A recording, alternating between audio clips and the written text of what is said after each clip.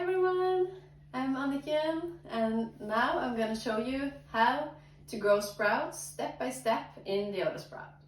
We use this Microgreens spoon that we developed to get the right amount of seeds per tray every time.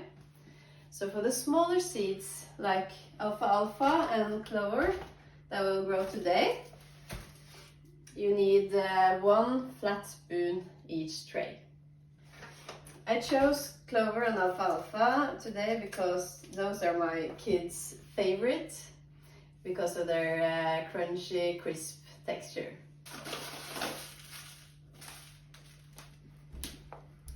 So here you go. Put them in a cup and cover them with rich amount of water.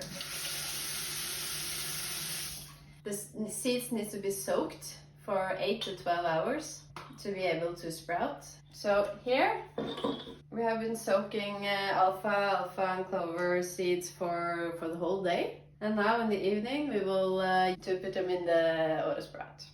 And now it's time to place them on the tray.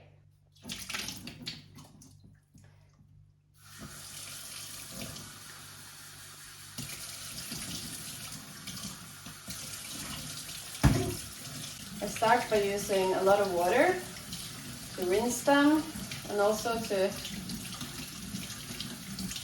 place them. And then I softly use 2 fingers to just drag them on the tray like this.